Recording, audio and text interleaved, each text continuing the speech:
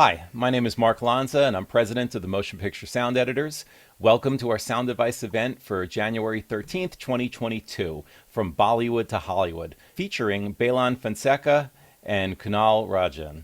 All of our past events are on our YouTube channel for viewing. We also have more Sound Device events coming up, so please check your email and the MPSE Facebook page for details. To see the latest edition of our quarterly newsletter, please go to mpse.org.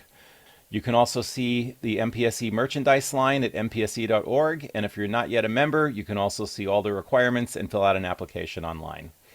I would like to introduce MPSE Board of Directors member Eric Marks. He is the chairman for our Sound Advice event panels, and he set up tonight's event. Eric, thank you so much, and it's all yours. Thank you, Mark. Tonight we're joined by two highly acclaimed supervising sound editors. Both of our guests have long lists of accolades and literally decades of experience working on big budget films made in India. Please join me in welcoming Baylon Fonseca and Kunal Rajan. Thank you both so much for joining us tonight. Thank you for having us, Mark. Thank you. Firstly, I'm sure our audience would love to hear about each of your backgrounds, such as where your careers began, and how you got to where you are today. Baylon, why don't you start us off? I think, the infamous story about my career starts when I was a little kid. I was very influenced with sound. I grew up right behind a very famous lot in Mumbai, and it also had a recording studio, and I would often hear them practicing, the playback singers practicing there. And ironically, my childhood was spent watching a lot of film. So, and a lot of foreign film, what we call it in India. And some of the films that actually inspired me as a kid or left a mark on me as a kid were the George Lucas, Spielberg, Scorsese films. And I didn't know at that time it was having or leaving behind such a profound statement that would be my life eventually. So I think that's where I came from. And back then in the early 90s, there were just two film schools, one film school that you could go to, which was the Film and Television Institute. Like I said, influences came from the films I was watching as a kid, not knowing the statement it was leaving behind on my life. And I guess, people when they often ask me this question, how did you start? I just say maybe I have been in the right place at the right time, doing the right things. The moment a door opened, I just walked through it. So I started my career with sound. I would be gigging a lot with one of the biggest, best live sound companies in India. And the natural progression from there was to actually, or maybe it was influenced by my dad, because I was a small, scrawny little guy at 19, and he would often say, listen, what are you doing? You're wasting your time. What's these gigs all about? Get a job in a company. And so I moved over to a post house, which was the first of its kind in India at that time. This was in 94. And suddenly the world of post-production opened up, and it was like a kid entering a toy shop. There was no looking back from there, I think. But while I say this, I also have to say I'm very thankful for the kind of bosses I had, because they've all pushed me without, no holes barred. Do what you must, fail if you have to, and pick yourself up and just go from there. So most of what I may have achieved is all thanks to them. That's amazing. Kunal, how about you? We'd love to hear a bit about your background, how your career began and how you sort of got to where you are today. I grew up in India, and I went to school in India, and I used to go watch movies with my friends, and we used to watch, this surround sound was pretty new, late 90s, early 2000s in India, at least in South India where I grew up. And we used to go watch these movies, and I used to hear the helicopters going around me in the theater, and I'm like, how the hell do they do that? How is the sound going from front to the back and how do they do this? And that's where the spark came in. That's where it started. And I found out that there's something called sound editing, sound mixing, sound design. And I found out that there's schools you can go to learn about stuff like this. And that's where it started. I studied in India for a little bit, in Singapore for a little bit, and then I moved to LA in 2006, 2007. And I started with production sound the first 1 or 2 years in LA, and then slowly got into post. And yeah, I'm here. See, that's really interesting. I think it's so fascinating that each of you trained or sort of like began your careers and were working as sound editors initially in different parts of the world. So I think that'll really be an interesting part of this conversation we can go back to, how that influenced your style. Baylon has worked in India. Even though I work on Indian movies, I never worked in India. Actually, I've been working on some of the South Indian movies from LA. So it'll be interesting to see how it goes. Absolutely. So I want to start off with, I think there are some outdated misconceptions about what a Bollywood film actually is, based on some just outdated tropes.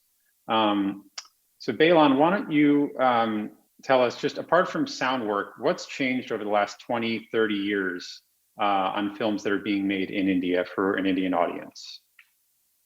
I think, Eric, before we jump into that, maybe if we can just, list the outdated truths, just 1 to 3, maybe it would help even us have an idea of how to demystify it. Yeah. I mean, just from the little I know, I mean, I would say people probably assume Bollywood films are a lot of dancing, a lot of music. That would be probably the first one that comes to mind. Right. Multicultural country. Even when we are fighting, we have to have a song that leads to the fight. So it's been one of,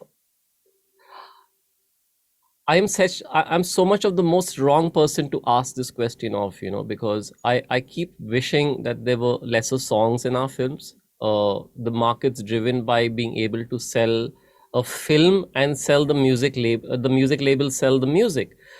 And I keep thinking that's not the way it really should be because of my Western influences. But I'm glad over time, now films have slowly become more story driven. They are unafraid to have narrative work without the songs anymore. But it's getting there. It's still a very hard change to expect. You have to also remember we have so many different languages and hence so many different industries. So, for example, I'm working a lot on the Hindi language content, and Kunal's working a lot on the Tamil language content, if not the other southern languages, and there are many, many languages down south. Critically 4, so that we have clarity on that. Now, that culture itself causes us to look at our films very differently, and Kunal, correct me if I'm wrong. The way, for example, the Tamil film would look at their narratives with songs included is very different from how the Malayalam industry would look at it. Absolutely, yeah. So I think it's really the bravado on the side of the filmmaker, knowing that his story is extremely strong and doesn't need a song in it.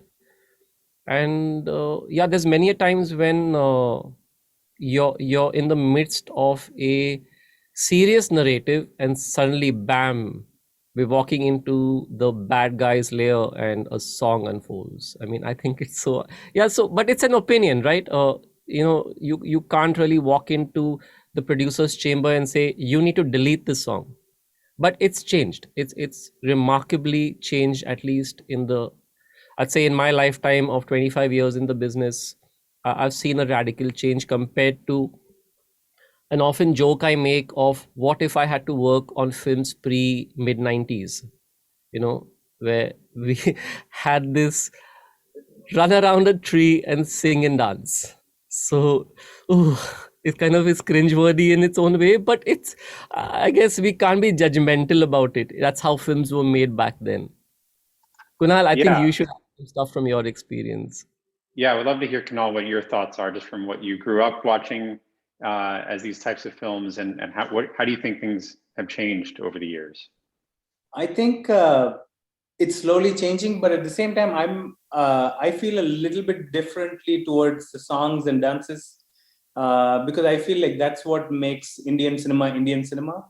It gives Indian cinema some kind of identity, the songs and dances and the colors. Um, it can be a good thing. It doesn't have to be a good thing all the time.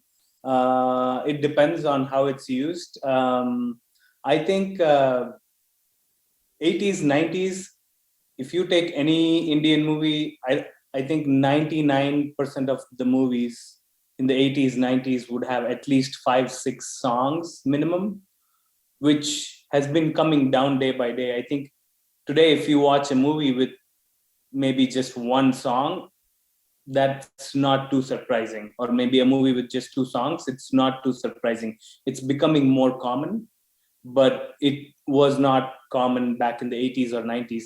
Even today, they still make movies with like 5, 6 songs, which some of the big movies, they still do that. But it's starting to get more common to have movies with less songs, or like songs that are not actual dance numbers, but songs that are like kind of montages. Songs are kind of important to Indian films because I feel like for the producer, that's an avenue to recover their investment.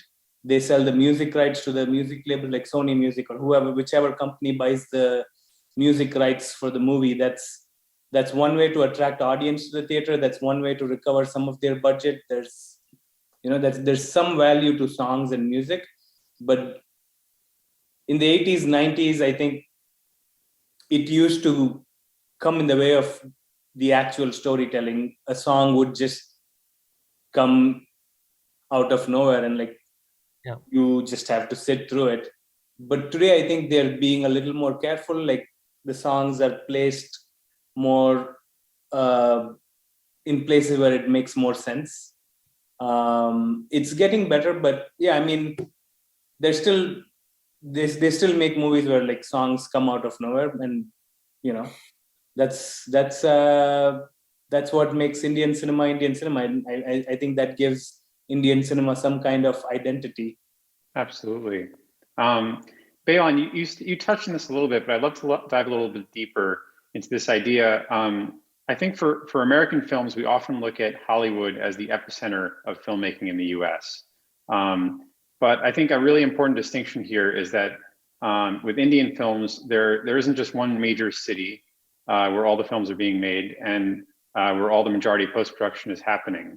Can you speak a little bit more about how spread out the industry is in India in terms of different states, cities, and languages? So the Indian demographic, if you look at the country, it's very much like the US, right? It's smaller than most large countries, America, Russia, China. There's India, South Africa, India. There's the east, west, north, south. So to the west, we have the Hindi film industry. To the east, we have the Bengali film industry that's centered in Calcutta, Bengal. To the south, we have not just, so southeast, we'd have the Tamil industry that's centered around Chennai and Tamil Nadu. To the southwest, we'd have the Malayalam industry that's centered around Kerala. A little up from the south is the Hyderabad, the Andhra Pradesh, where we have the Kannada, Telugu industries. And then we have smaller splinters of regional dialects. For example, the state I come from has a small but pretty active Marathi film industry. Then there's the Gujarati and so on. So the big mammoth ones, if I'm not mistaken, would be the Hindi, which you all address as Bollywood. And I hate those terms, so I'm not going to use those terms. It's just a personal thing. Uh, so the Hindi film industry, the Tamil industry, and the Malayalam industry, it's Telugu. large. And the Telugu, yes, of course. So these are the four critical and main business centers. We won't evaluate them based on finance, the money that's going into each of them. And each of them have their own ways of working. It's like the two shall never cross overlap in their workflow, logistics, and the styles of working. So it's largely different, but not so far apart, because the end goal of the film reaching a theater is still achieved. So, as I always say, whatever makes it work, man. It doesn't matter how you do it. Yes, of course, the larger part of where I come from is about systemization, logistics, scheduling, making things a little more streamlined, even amidst the chaos. So you can have chaos, but you can always streamline chaos. If I can jump in, I think the Please. easiest way to understand the Indian movie industry is to think of it like Europe. Like Europe has Germany has the German movie industry, Italy has the Italian movie industry, France has the French industry. Each state in India speaks a different language, and each state has its own movie industry, and there's stars that are popular in that particular state. So the easiest way to understand the Indian movie industry is not to think of it as one movie industry, but think of it like the European movie industries, where there's like multiple different movie industries. Yeah, I think that's a really helpful way to digest it. One overarching sound principle that seems to be approached much differently in Indian films is the idea of dynamics. Kunal, how do you and your teams approach the dynamics of a mix for your films typically?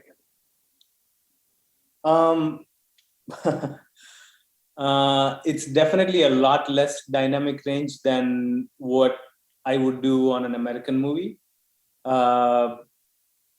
In general, like before even getting to the dynamic range, when I did the first Indian movie in 2009 or something, we mixed it here in Burbank with Marty Humphrey, and I got complaints from the theater from all the theaters in India. My producers complained, my directors complained, everybody was complaining that we couldn't hear anything in the theaters. Like it sounded so bad, we could barely hear anything. And then I found out that when you mix something for the Indian theaters, like you cannot be as subtle as you would for an American movie. Like we mixed at 85, which is 7 on the Dolby scale, and they were playing back at 4.5. Some places were playing back at 5, but most places were playing back at 4. How do you mix something at 7 and play back at 4.5? It's never going to sound good. So literally the theater is playing at a different volume, like in the theater. Yes. Yeah, exactly. Yeah.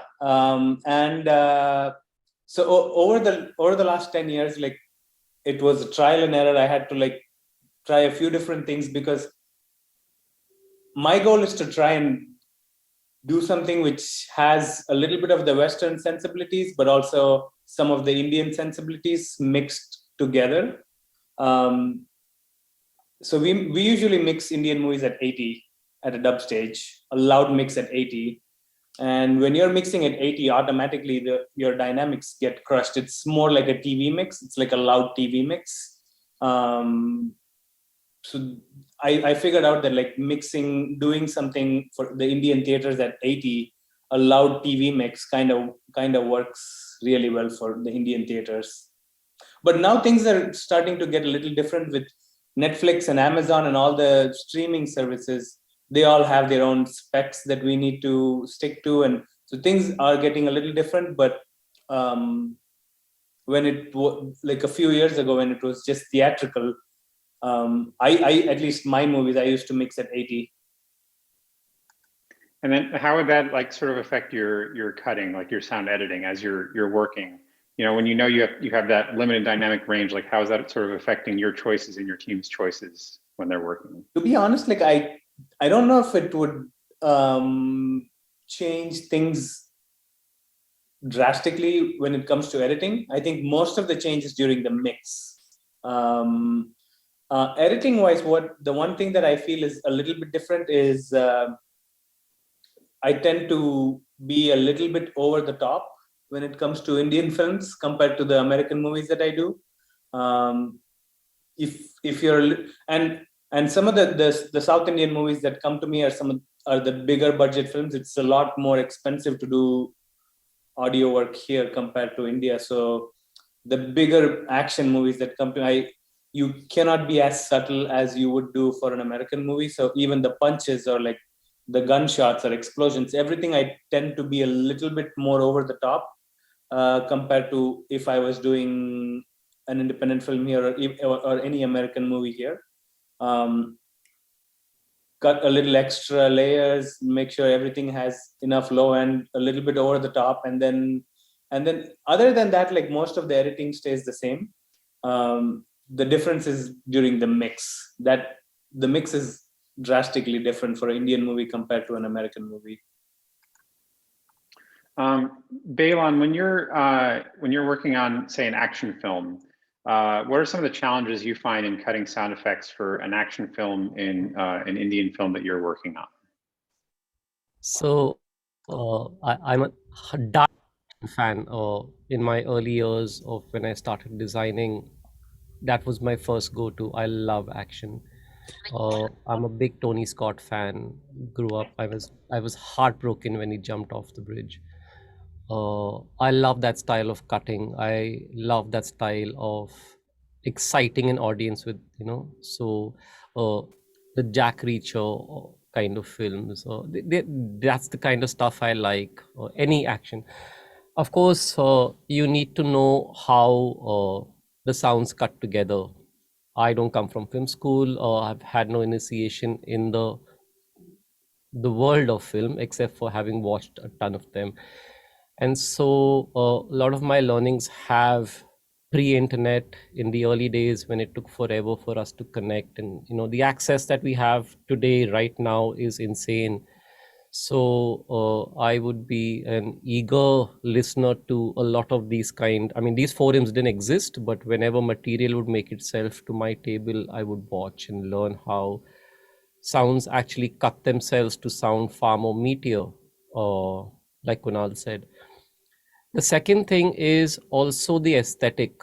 I wanted things to be clean, clear, sound aesthetically good to the audience. And my denominator was, if it sounds good to me and if I can sell it to my director, the audience is going to like it.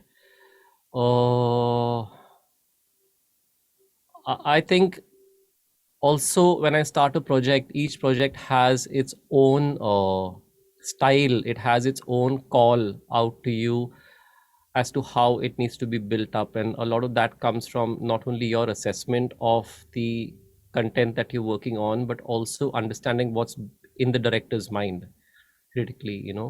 I always say the directors sat with the content for the longest time. In many cases, the director's also involved with the writing right from the very beginning. It's not a handed down script. So what do I want and how do I want a film to sound? That's the key starting point for any project that I'm working on. Kunal, anything you want to add to that about just challenges that you face cutting sound effects for action films made for India? I don't know if there's any challenges. I mean, not for action. I have bigger challenges with cutting backgrounds for Indian movies. But when it comes to action movies, I think I haven't had any major challenges so far. I usually try to get a good team. We work together, Eric. Mark has helped me on a few projects, and I get people who have these big film credits and big movie experience. So that makes it a lot easier for me. I think the challenge really, Eric, is again something I often say. When you're looking at action, it's all on the screen and you can see it. So you can't really go wrong. If I see a gun, it's about how I'm really keen to name drop a film right now, but it's in competition, so I won't. but it's just the way you look at the styling of that gun. What do you want it to sound like? uh, for me personally, the actual challenge is when it's a drama, because the first impression you get from a drama is there's literally nothing to do. And which is why my career also took a slow bend towards, I was very excited about working on drama and bringing drama alive, because like Kunal said, it's not just about ambience, it's about knowing how to immerse the audience into the place where you want them to be fitted into as per narrative. So I think the immersiveness of a mix excited me more vis-a-vis the design. So those are the sweaty moments I have when thinking of a film. Dramas, action, I love it. So That's Action's great. the fun stuff. Yeah, I guess that has we definitely have that in common in terms of the two different industries and types of films. Kunal, I would love to hear about how you typically go about recording, editing, and sweetening Foley for Indian films. Yeah, I have my usual guys who do Foley. One of the big difference, one of the I wouldn't say a challenge, but there's some cultural differences between India and the US. A good example is this happens all the time on every Indian movie I work on. My Foley guys go and they do the first pass of Foley, and when I get it, I see things like they have shoes or sandals for characters inside the house, which is a big no in India. People are bare feet, or like most people are bare feet in India inside a house. So when you go visit someone, you take off your shoes at the entrance. That's kind of common in Indian culture, and so I always have to go back to my Foley guys and like, hey, we need to redo this whole scene without shoes. That happens all the time, and then with food, when we do any kind of eating food type stuff, they don't know what's on the plate.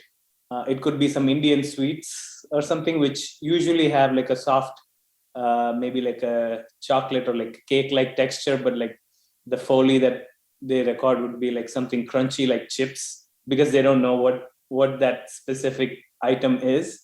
So these are the kind of differences that I have to deal with when it comes to Foley, especially doing it with a non-Indian Foley crew. They don't know some of these differences. Sometimes I have issues with like certain specific props that are so Indian, like just like a bell. In India, like when they pray, they use like I'm sure Baylon knows, like a little tiny bell that they use like when they're praying to the gods. Those kind of little props, sometimes I have a challenge. That's just an example. Things like that I have a challenge with sometimes, and I just ask friends in India, people like Baylon and like Resul and other friends, to like help me with some of these sounds, and I managed to get it done. That's really interesting. Would you say, like you mentioned them eating sounds, would you say eating in terms of how it sound messier or cleaner than how we eat in America? Like I know for like certain Asian cultures, like slurping soup is like a sign of respect to the chef or things like that. Is there any considerations you all have for sound in that?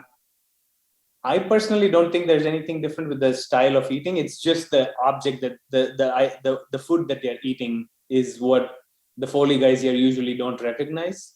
On one of my recent movies that I did, like the characters were eating Indian sweets, and these guys had recorded like crunchy chips for the sweets, so we had to re-record stuff like that. Like those kind of that's where the difference is, because they don't know what these characters are eating.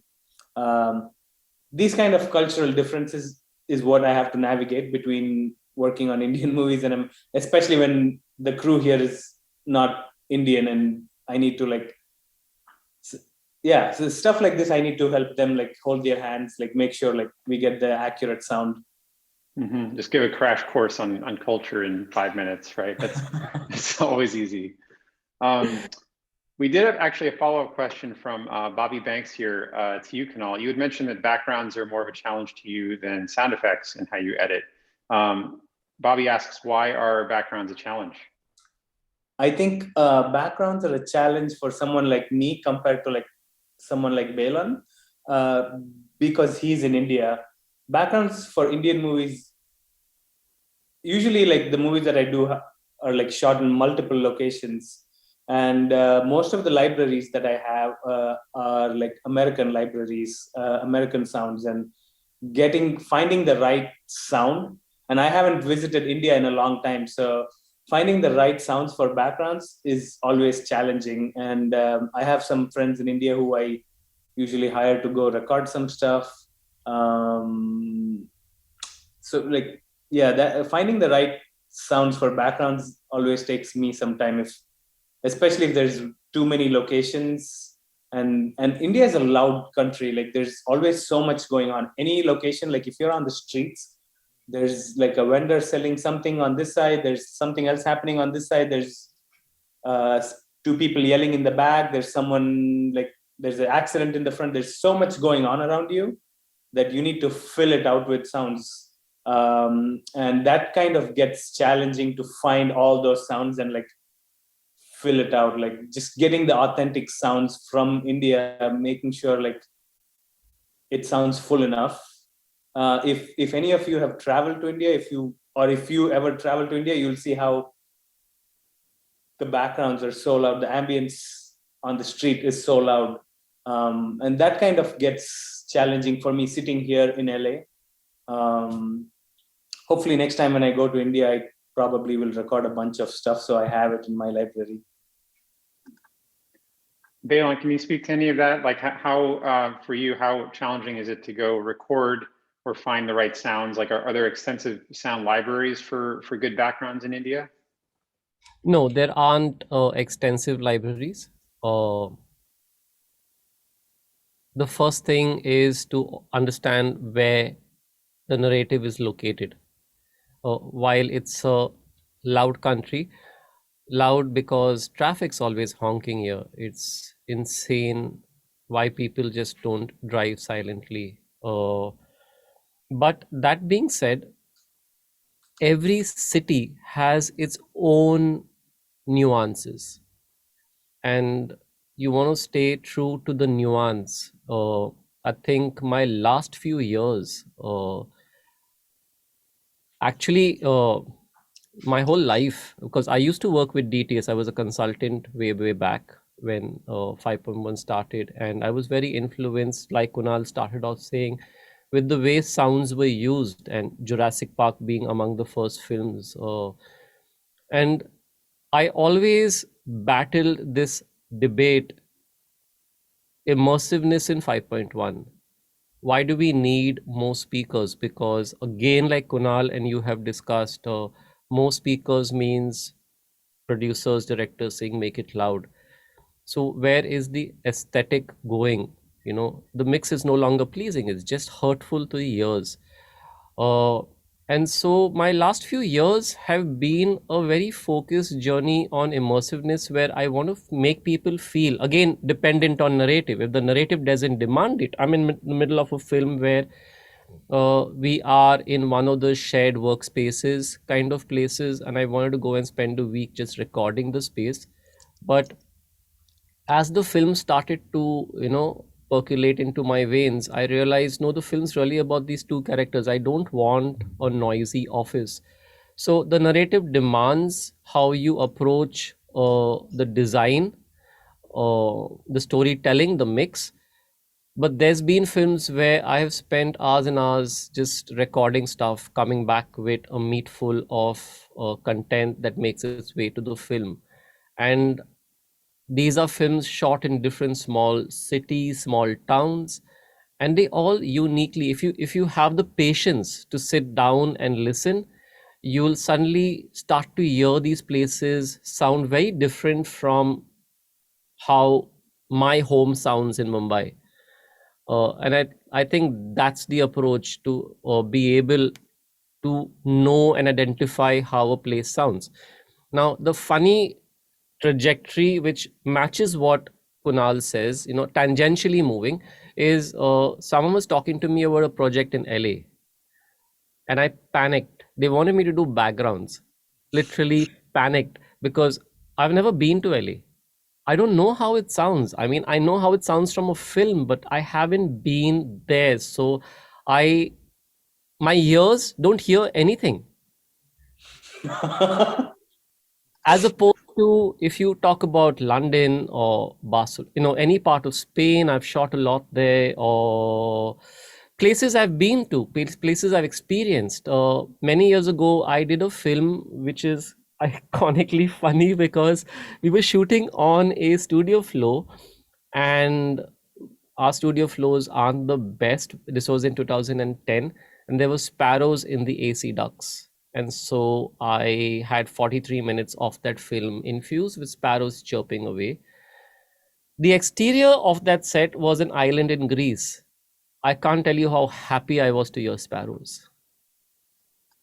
Wow.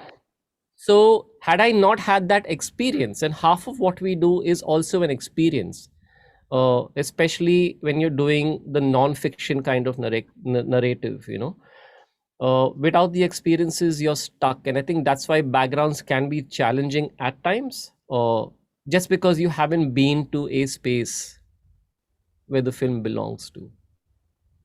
Yeah, that's a really great point. It's something we don't think about often enough, is it's how hard it is to make backgrounds for somewhere we haven't been, or that it's hard to get access to sounds from that place. The other fun part is, for example, when we tested earlier, right? You could hear my backgrounds, right? Of course. And now it's all just quiet because I've locked off the room. And so many a times when we're doing films where people are on the 40th floor inside their home, they don't have windows. You can't open a window, right? For so many reasons. And I often say I'd love to have that space just quiet.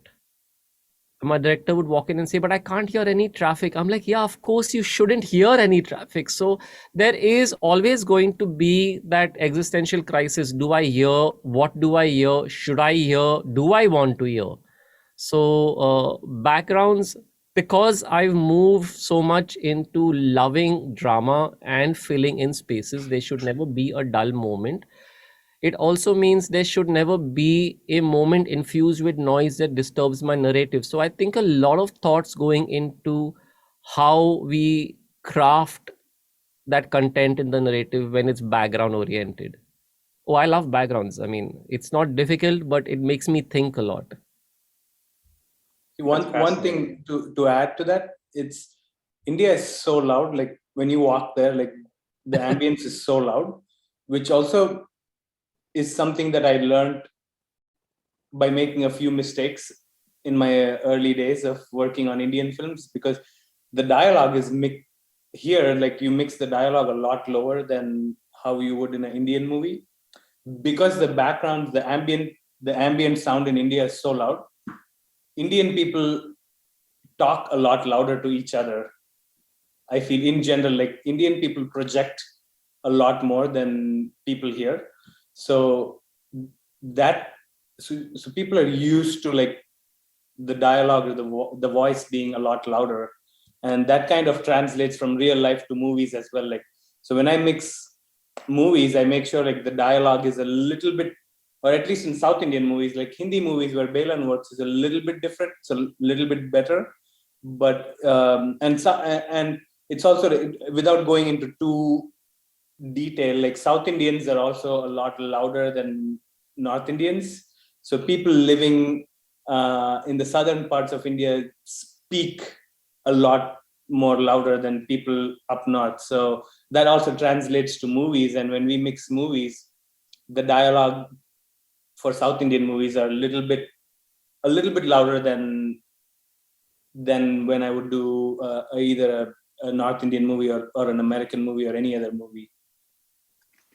You know, you both mentioned just how noisy India can be. How much of a challenge is like noise reduction for location shoots in India? You know, how do you all approach that? Baylon, I guess that'd be a good question for you.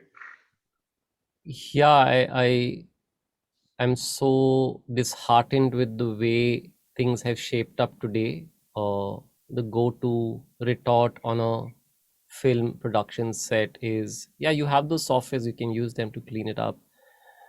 uh, I know things can't be the best, but I think the primary and the first problem is our attention to uh, just the basics on how we approach our location sound.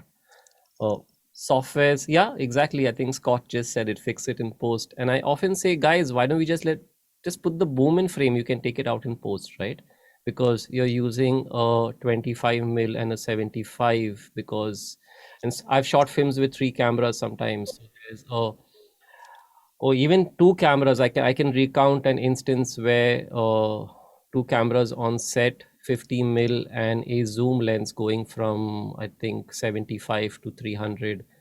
And I got so upset, regretfully so upset with the second camera operator, and said to him, if you give a monkey a camera, he'll get a great frame between that magnification that you have.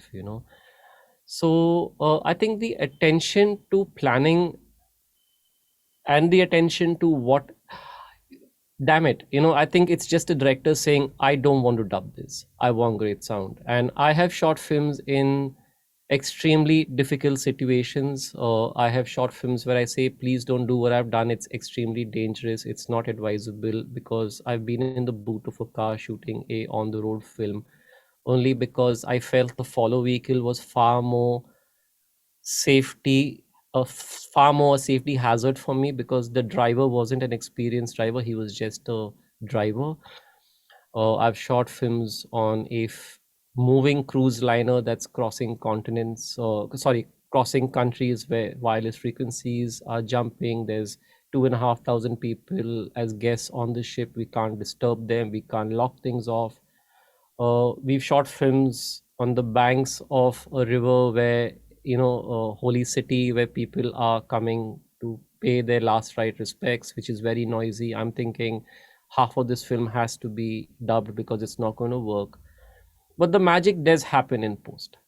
You know, my denominator or bottom line is, can we be mindful about how we are approaching the problems rather than saying fix it in post? Because wouldn't we spend a lot more time being creative with what we are doing in post, taking away problems that should not have been there in the first place?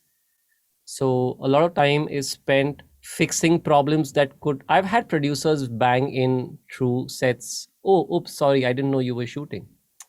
I've had DOPs with their phones ringing on set, and I've said this very often, at the extent or at the expense of me being, cast aside, being, oh, he's an old hag always complaining. Fix it in post should be something where, after having taken away all the problems that shouldn't have been there, now let's fix the problems that we couldn't take away. I'm happy to do that.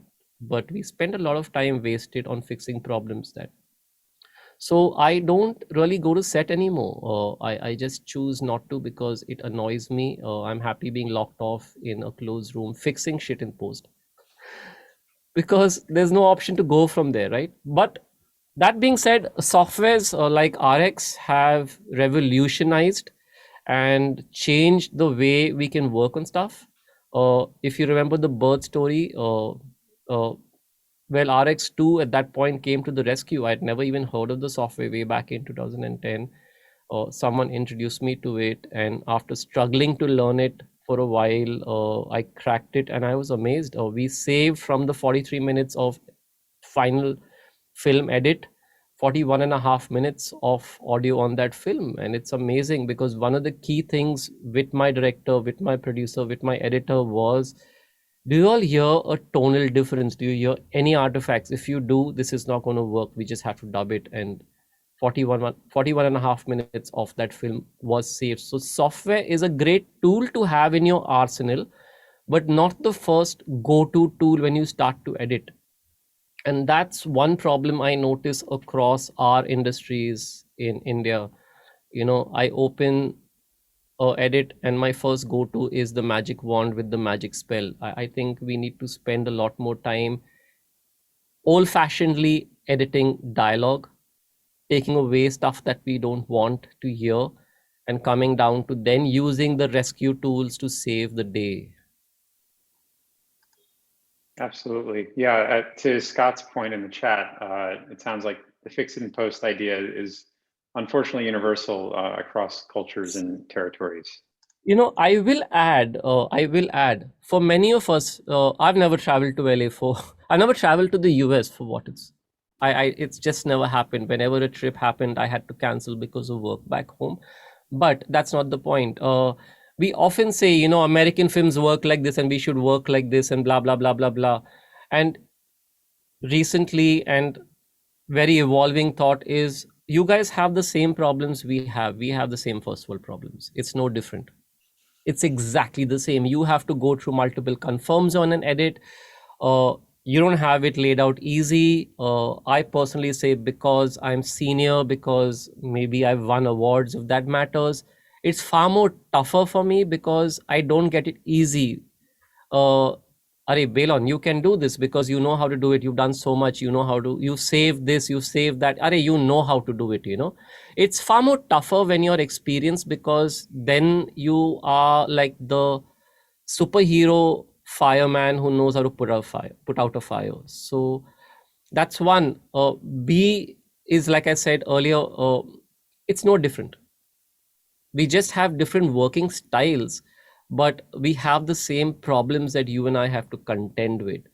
And that's something I pass down to the new gen to say, guys, it's no different. We have the same problems. They don't get it easy. We don't get it easy either. So now it's how to deal with the problem in the most, like I said, in chaos, how do we systemize?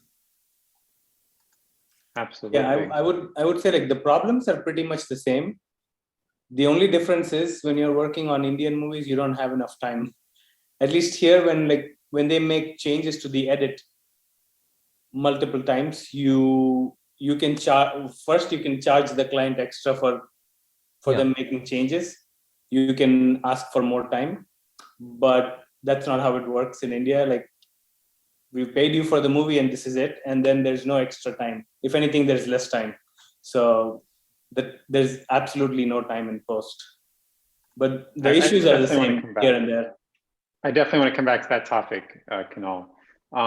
We have a question from Miguel. Baylon, do you get the opportunity when you were going on set? Did you get the opportunity on set to capture the sounds of the environments after the shoot day for the times that you wanted it to be quiet, but also want to capture the traffic for the director? Yes. Actually, this holds true for even now when I don't go on set. I'm very involved with the production planning of a film, right from if I've got involved from pre-production. I do recce's, which are something that helps me hear how a place sounds. It helps me dialogue with the director when we are on our tech recce's. There's always a very, very strong window of conversation that's open between the key teams, director, editor, music teams. When I'm not shooting, and of course when I was shooting, off days would always be days when I'm gathering sounds, whether it's recording vehicles, ambiences, whatever it may be. Sometimes hotel room doors that aren't in the film that I want to create as a bank for the reference somewhere else in the world, I'll use it. But there are times when I'm not at all involved with the production mixing of a film, and I'm on set with my recorders, my mics, and I spend a few days just recording. I think it's all about arriving at how, I wouldn't say passionate, but how you want your film to sound. So, and sometimes I might just not do that. So let's not lie to the forum here and say I do it on all the films. If it's a film based in Mumbai and someone says, oh, so we have to record this, I'm like, look, let's focus on the film right now. Don't worry about the recording, because, and this is a current project I'm shooting. They're shooting in Mumbai because we obviously struck in down by another wave of COVID. And I said, look, it won't matter what you record, because the actual location is not Mumbai. It's meant to be somewhere up northeast, and this is not the location I want. So don't worry about it. I don't want traffic in the background. It's supposed to be very quiet, right? So those are the educated calls you take on. But yeah, I'm recording stuff like a greedy old hog all the time because there's never enough, right? Never enough. Yeah, that's great. We had a couple questions from Mark. This is for either of you. How is the production recording quality generally compared to the US with dialogue? Do actors speak up? And then do you tend to lav all actors on these projects? How does that work? Kunal, shall I jump into that So one? this question should be for Baylon because most of the Indian movies that I've done. So I don't know. First of all, let me also clarify that most Indian, or at least most South Indian movies, still do all ADR, 100% ADR. There's no production sound. So most of the movies, except for one or two movies that I've done, most of the movies that I've worked on, there's no production sound. We have to create everything from scratch. So it's all ADR. Hindi movies where Baylon works primarily, they do a lot more location sound than the South Indian movie industry. So I think this should be a question for Baylon. Okay, fair enough. Baylon, what do you think? I've had a great set of teachers. And man, does it hang very heavy over my shoulders until very recently that I didn't come from film school. So I was always trying to measure up to the diaspora out there. And one of the lucky things is I've had a great social relationship with my actors on set. Not outside, definitely no, but on set. And one of the things I learned from my actors is if you're patient with them, if you are understanding of their job, if you're so many attributes, they give you, it's like they just outpour and give you what best they can. But that's not the question. Do actors all speak up? There's a divide between actors who have awesome projection, even in very soft scenes, and there's actors who just can't project because they can't. And that's kind of the existential crisis of the job that we do. I think the second part of the question is kind of a decision between only boom, only lav, or both. And yes, I lav all my scenes when I can. There's the critical decision of also when I go to an actor. Actors know you're going to approach them and say project more, and I think that's not again limited to only India. I have to understand the scene. I have to understand what the scene's demanding of the actor. In a recent show I did, I wasn't recording. My associate was recording, and he'd keep calling me up and say, Baylon, this actor, you have to talk to him. He's just not projecting, and he's the lead of my entire 8-episode series.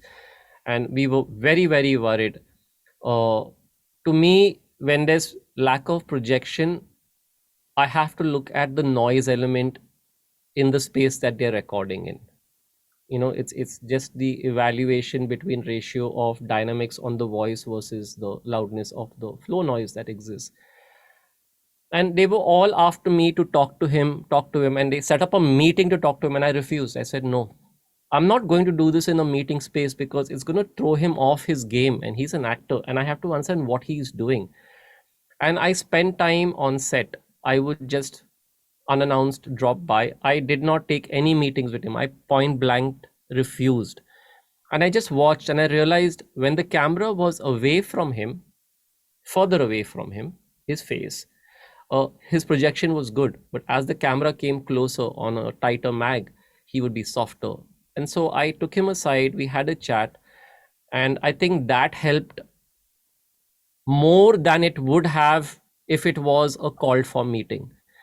Another story, and I learned this from a story that happened way back in 2007. I was shooting with I idolized Meera Nair, and she was the first Indian I knew of who got an Oscar nomination for her Salaam Mumbai. And I ended up working with her on a project. And a very famous actor, bless his soul, he's passed away last year. He wasn't projecting. And right through the whole shoot, I would be can you ask him to project? Can you ask him to project? And finally, she just exasperatedly said to me, go talk to him yourself. She said, I couldn't get him to project on my entire previous feature. You think I'm going to get him to project now? But when the film cut and when it made it to final post and release, we didn't dub anything. It all worked. And you see, that's the learning from me. How does the noise to voice ratio work? Where can we make it work? Where can't it work? And how does the world around mask the inadequacies of this projection? And so how does the cutting work? All, it's kind of all mixed together in its own way. So I'm on the fence now when I talk to actors. I'm very clear and focused, don't mistake me there, very clear and focused, but I again look, and you'll hear me say this a lot through this few minutes that we've spoken, what does the narrative demand? I have a look at my personal expectations versus what the narrative is demanding, to be able to then go to the actor and say, can we try this? And without disturbing the actor's slipstream, at that point. So I think mindfulness is the key to this whole requirement. Sorry, go ahead. No, I'm done. Thank you. One thing that I would like to add to what Baylon said is that another major difference is in India, people like Baylon, like most sound designers, they do production sound and post themselves. They start on a movie from day one and they take it to the finish line. Whereas here, somebody else does the production sound and somebody else does the post-production. And we usually don't even know who did the production sound until we start on the post. So that's another big difference between here and India. Fascinating. If the production sound sucks, Baylon has no one but himself to blame. Yeah. I've had one unfortunate instance of that sort, but it is what it is, right? I mean, if the eggs have dropped, you just gather them together, and if you can make an omelette, you make it. So I've had one instance where I've had to work my way through what should have been awesome production sound in a very quiet location, completely locked off, but the tonality of the mics just weren't working. And we plowed. I mean, again, that's where software comes to rescue us from a terrible day. What should have taken us, let's say 200 hours, took us probably 250, 300 hours. It just took us more time to tweak and get there. And this fundamental approach, it's very easy to say, let's go and dub this. It's very easy. I mean, let's trash the guy, let's call him a shitty recordist and go and dub it. But I think my experiences working on documentary film teach me a lot more the virtue of patience, because you can't go in there and record again, right? So you work through it because it is what it is. The locations are what they are. So yeah, softwares do come to the rescue at the end of the day. We spent a lot more time, but and again, when I look at a lot of the English film that's shot, it's not always quiet, right? You're stuck in locations where it's noisy. And when I hear the final film after having seen the behind the scenes, I realize, wow, so they're doing the same thing. They are also cutting away to get to the final product. So similar denominators again. Kunal, it sounds like you've worked on a lot of both American and Indian films. How would you contrast the post-production schedules on Indian films? Like what kind of differences are there? Bad. No, we have. I get a lot more time when I do an American movie here, and usually the movies that I do here are 90 minutes. A 90-minute American movie, I have a lot more time, and whereas Indian movies are 2.5 hours long. Some movies much long. Some movies are 3 hours long, and I get half the time that I would get for a 90-minute American movie. So it is kind of a challenge. Like we have to get it done.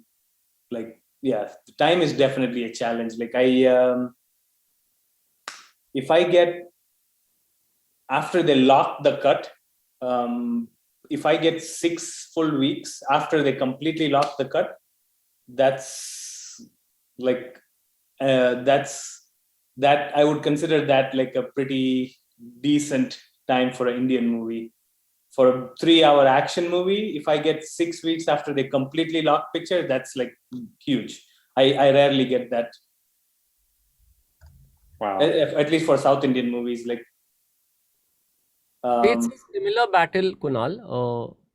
Also, happy learnings that do dawn is a lot of our friends in the US, like you, have the same problems on foreign film too. So on English film too. So yeah, it is like the dialogue problem I spoke about. If you're spending lesser time to fix things in post, you can be spending more time creatively. And that's my only argument with a filmmaker when they're making a film. But at the same time, I know there have been instances where I've got a filmmaker to make a change in editorial because my statement there is, if the edit's going to be better, it's going to help the film, right? So if the film works, then we all work, especially for the director and for the producers. So a sound guy saying no, no, no, it's going to mess up my entire schedule, that's a no go, because the film edit needs to work to start with. So if our life becomes a mess, then so be it. It's we all agree on this. Edits have to work. Yeah, and I feel like in the U.S. when a film schedule gets really tight, often studios will just throw more people at it. Let's just throw bodies at it and try to get it done. For you both, what are the sizes of your sound editing teams? How big of teams? Like, what are the roles typically on your projects? on my projects, depending on the size of the movie, usually around like 6-7 people editorial, like including the Foley team, like 2 people on effects. The Foley is like 2 or 3 people.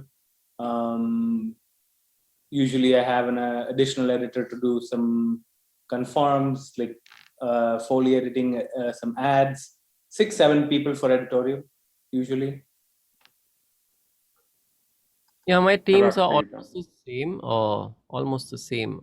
We don't have, I mean, the option of getting more people on board if time's running short, I think is something I've never explored, because by the time you're halfway through a film, you've spent enough of time getting your team to see the vision of the design that you want.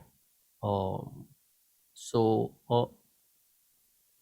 there, I think what works for me is my super ability at planning and logistics. I love chaos. A friend of mine says, if chaos didn't exist, we won't. So people like me love the firefighting. I think that's what gives me the adrenaline rush. Systemizing, but I like teams smaller. It helps with the thought. Sometimes I might have 2 or 3 editors on the film working on dialogue. It's 1 or 2 people. I like one main person being across, so he sees the film from start to finish through. On effects, I might sometimes splinter away from core team to get someone who specializes with, his core competency in a particular area. Let's say if it's action or like a horror film I did recently, get somebody with that core competency who can help me execute. But a lot of the time I am also editing hands-on, so whether it's dialogue or effects or Foley, but small teams, not very large. And then Kunal, for you, how do you typically approach dialogue in ADR since you're here in the US? So I rarely have to deal with dialogue. I have a dialogue editor I like working with whenever I get production sound, but usually for ADR, I end up doing the ADR editing. They record all the ADR in India, they send it to me. I end up going through the ADR, I edit the ADR, make sure it's in sync But dialogue editing, for Indian movies specifically, I've not had to do that too often, except for twice in the last 10 years, I think. But ADR, I usually don't like to give to anybody else, only because they don't understand the language. There might be certain, doesn't even have to be words, it could be just certain noises that sometimes people here might edit out, which I wouldn't edit out because it's something so Indian that certain noises only you would hear Indian people make while speaking. So I leave them in. And when I've given Indian movie ADR editing to some of my local sound editors here, I've seen them take out more than they should. So I end up doing the ADR editing myself. But yeah, dialogue editing is just like how you would do dialogue editing here for any American movie. And Baylon, I wanted to ask you, how does episodic TV or streaming content differ from features made in India? Is the approach at all different than what we were talking about? Are the schedules and teams and approach radically different? Oh, Baylon, I think you're muted. I'm so sorry. One of the best things that's happened to my personal world is the entry of Netflix into the business, because systemization is what they come with. Scheduling is always very tight. I mean, of course, until edits are locked, we can't really start with the post, but they give you enough of time to ideate, create, execute, deliver, which is fantastic. It isn't a battle at all. The flow is exactly the same. My approaches on episodic series is film-like, no edges cut. I think that also comes from sometimes when I'm watching some overseas series and find, for example, in a passing, you see principal character crossing over and passing by somebody in the side who's talking and you don't hear them. It's I think that's my personal choice. I'd love to fill everything in to keep it there and keep the presence of the place. Most of my work, when I talk of design, is also very dialogue centric.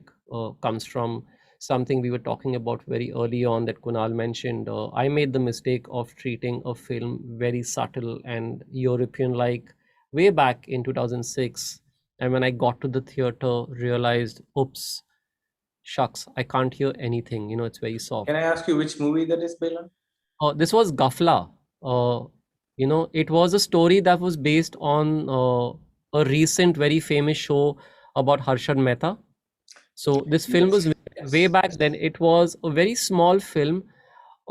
It was the biggest mixing mistake of my life. And again, that's not me getting into saying I mix louder or softer. I've always had the same. When I walk into a mixed room, I ask them to leave the Dolby processor at 7. I will mix for what the standard is.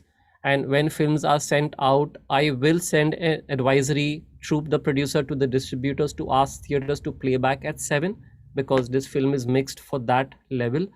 I've refused to join the bandwagon of mixing louder, because that's not what I subscribe to. I won't ever subscribe to that. But coming back to your question, which I have now completely forgotten. Sorry. I've forgotten too, but we can move forward. We had a couple of questions in the chat here from Scott. Language question: with so many different languages, do movies get dubbed for the other regions within the country, or do they often rely on subtitles? Yes, the bigger projects get dubbed for other languages. It might not hold good true for the smaller films that are releasing in theaters. Mind you, if it is OTT is also dubbing in other regional languages, not all, but the primary key 4 languages that we talked about earlier. Yes. Okay, great. Has it been similar in your experience, Kunal, in terms of dubbing? I usually haven't had to do that for too many projects because of how the costs work with the US. I usually do the primary language, and if there is other languages to be done, they do it in India with a team there. I usually just do the primary language. And we had a good question from Miguel. Miguel, this might be a good question for Baylon. Are there various mixed stage sizes in India for different budget sizes, or are most stages a similar size? I think budgets across all film mix studios for theatrical release are the same in terms of costing. One of the big battles we do have universally, and when Kunal talked about budgets, is I wish there was a standardization across the board where people would not, like a unionized rate, where people would not undercut. That's another story for another day.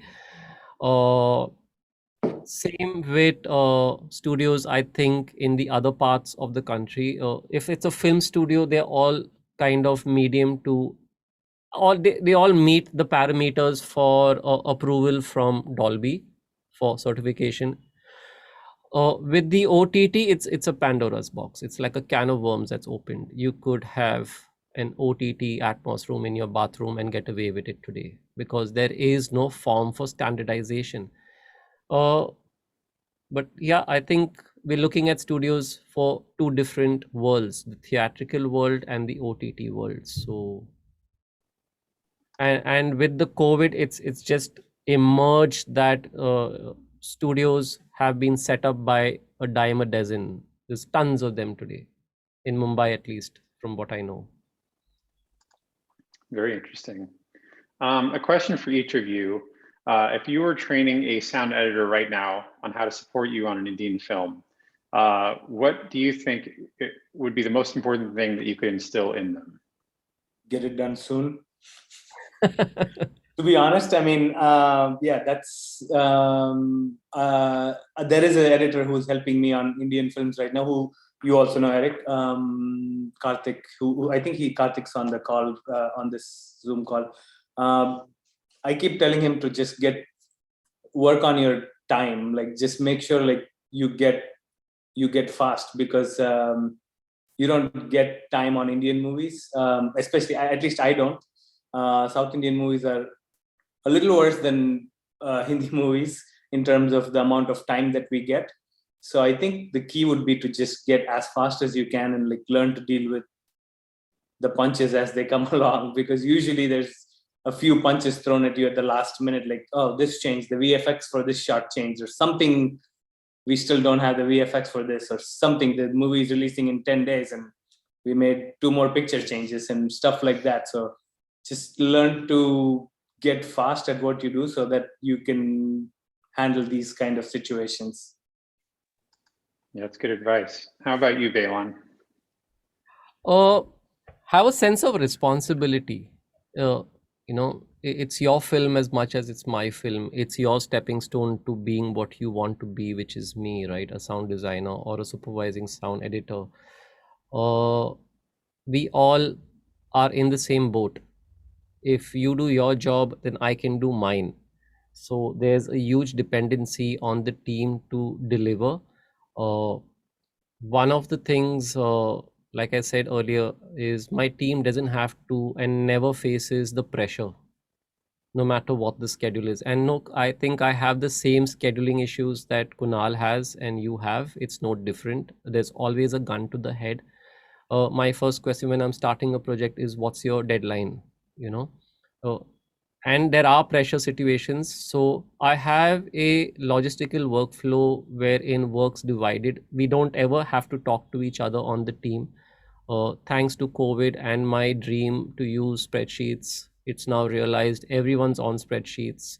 Updates happen as we flow by. So it's almost like I've created a machinery that works without having to converse.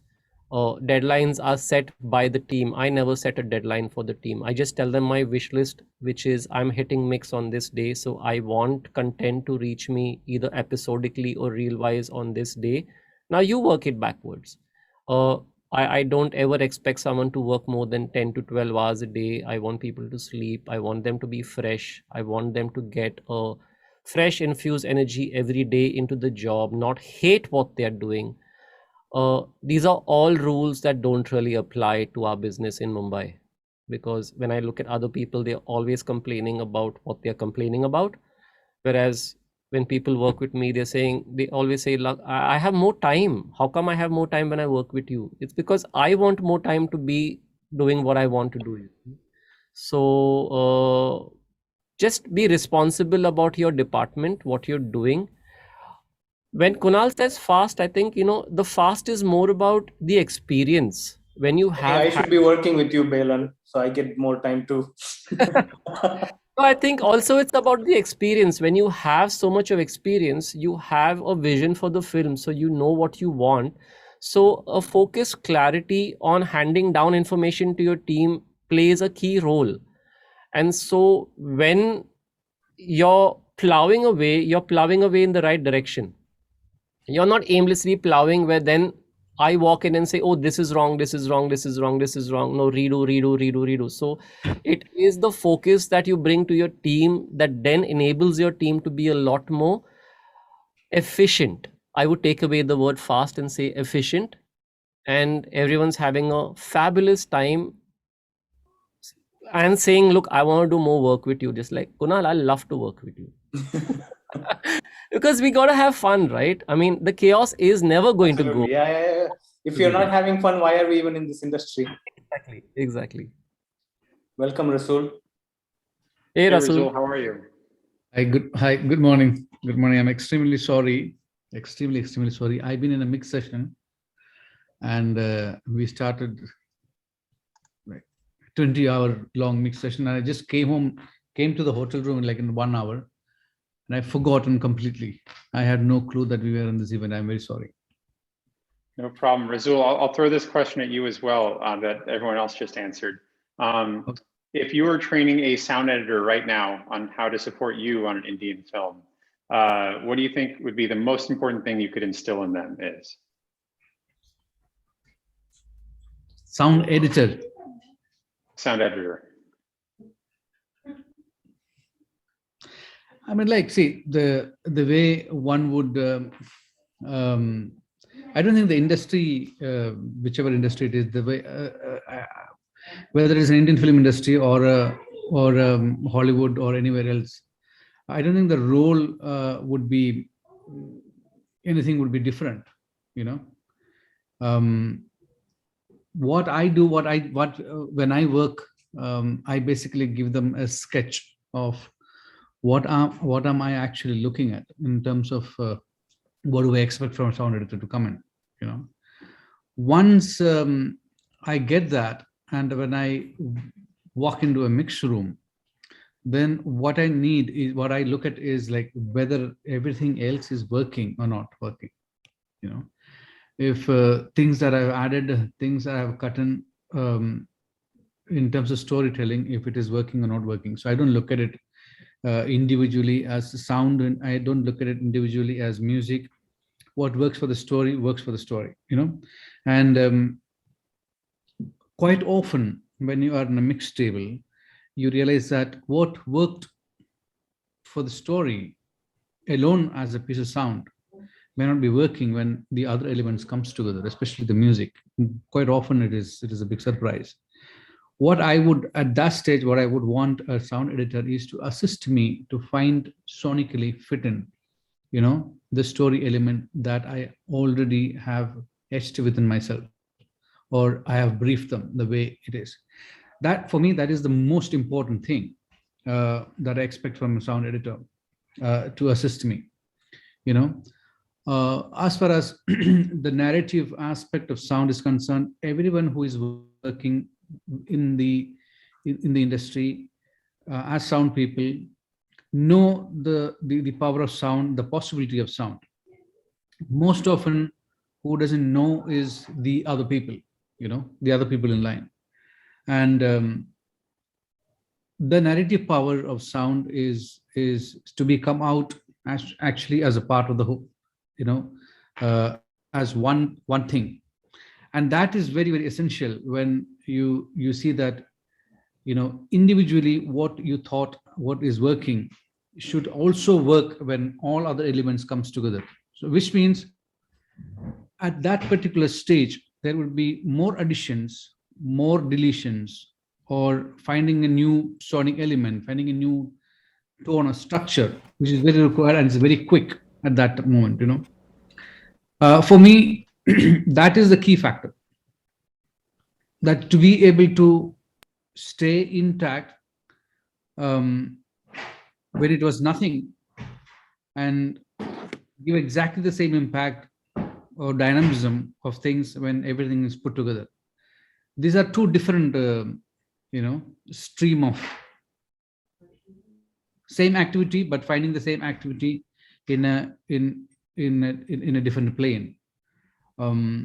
For me, that is more important. That is what I expect from a sound editor.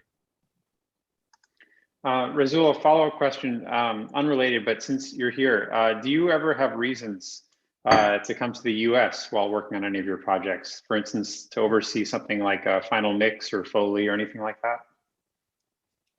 Yes. Basically, when I work in films, I work in a way, I believe that every film has a particular sonic structure, or what I try to do is every film has its own texture, its own.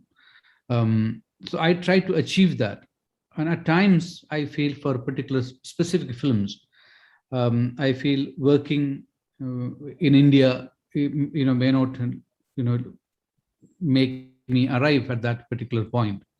So it's in those times that I fly out from India to work with other mixers, work with other editors to achieve that. Quite often, my trips to the US are related to that, or my trips to Europe or my trip to UK are related to that, in search of finding the right tone for a film or right sonic structure for a film. So yeah, that's how I work.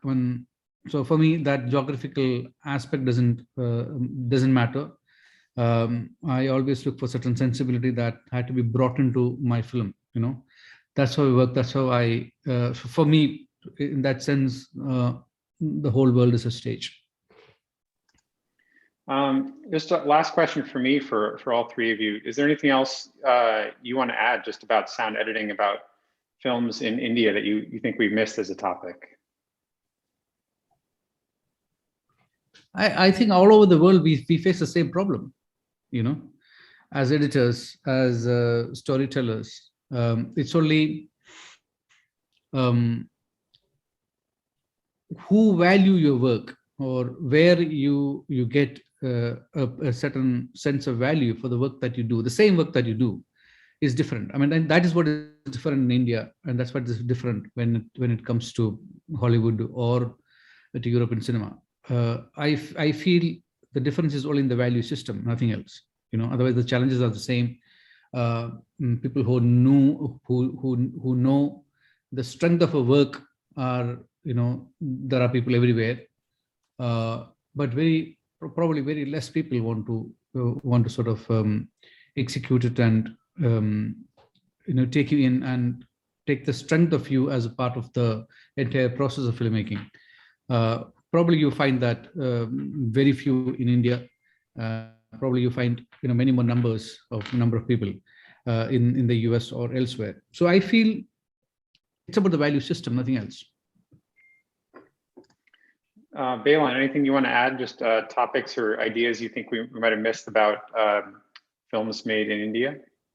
Yeah, I think you've covered most of it. Mostly because right now in the world we exist in and live in, conversations like these are instantaneous. We can jump onto a call. There's no time differential between something happening in a part of the world and then reaching us. So because of that, the exposure, the information reaches much faster. A launch, a piece of information on a film, it's a snap of a finger. It's released in X place and it's in Y place probably a few seconds later. So the problems that exist are only different based on the industry working styles, the culture, the experience, just about that. So I don't think we could go on forever talking about this, but arrive at the same key points. It's all the same everywhere. Kunal, anything you want to add just about the differences that we might have missed? No, I think the same thing. I feel like all the differences between the style of working in India and the US is slowly all becoming one. I think in the next 5 to 10 years, I don't think there'll be any difference whether you're working on an Indian movie or American movie or Chinese. I think everything is becoming more global, I feel. Yeah, I also feel the same way because when I began sound editing in India, I don't know if Baylon and Kunal has explained it. To be able to be a sound man in Indian cinema, which means you have to do everything. You need to know everything, from the production sound mixing to dialogue editing to sound editing to being a supervising sound mixer in a room. At times, you even do re-recording, mixing yourself, and most importantly, doing so much of music editing in the mix room. So you are you one person, you are everywhere. You're doing everything. So many a times, I mean, if you take a decade back, we were doing everything, but we were not good at in everything. I mean, everybody can't be good in everything. So, but someone like a European filmmaker or a person from Hollywood actually found it very, very interesting that especially when I worked in Slumdog, Danny said it's very interesting. I have, for all my picture need, I go to the cameraman. So I have one person who is in charge of my picture. And when I work in my place, I don't have that in sound. I see that in India. And I really like that. I have one person who knows everything about sound, who is responsible for everything. How he has recorded, what he has recorded, the kind of information that the director and the production mixer has exchanged, which is essentially part of the film, the entire sound spectrum eventually that would evolve. So he really loved the fact that there is one person for sound for the film, which is quite strange. So I was very surprised that that Danny said something like that. So over the years, with all the experiences that we garnered from working outside and imparting it back to our own crew, our own people, I think over the last 10 years we have sort of achieved what what we thought was not possible. So today in Indian film industry, you have a separate dialogue editor, you have a separate sound editor, you have a production mixer who's only doing production sound. We have sound designers only doing supervising sound editing, who actually creatively thinking about the film, the creative aspect of the sound of the film. So it's sort of all coming together. I don't know which is good. I see strength in both the system. I see, like Danny said, I see it is very, very important to have one person, who is responsible for sound, which is quite strong. I see it's quite in like 20 years ago. That was how French cinema used to work. That was how Russian films used to work. They had one sound person, one camera person, one sound man, like that. So, but specialization is a key in today's life of all of us.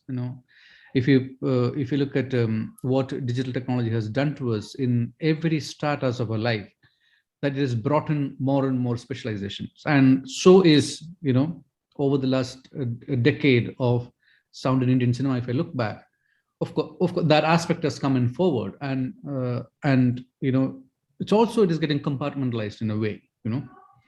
So I don't know what is going to be asked me. I see strength in both the system. Yeah. Yeah, I think that's really a nice note to end on. We don't know what the future is going to hold, but things are sort of moving in a direction, and people might have to make their own decisions about what that means. I just want to thank all three of you, Baylon, Kunal, and Resul, for joining us. This has been incredibly informative. I've learned a lot, and I really thank you all for taking the time to join us today. I have some direct questions that has come to me. Should I answer them or? Yeah, maybe we can answer them in the chat because we're about out of time. But thank you all so much for joining us. Thank you, Eric. Thank you.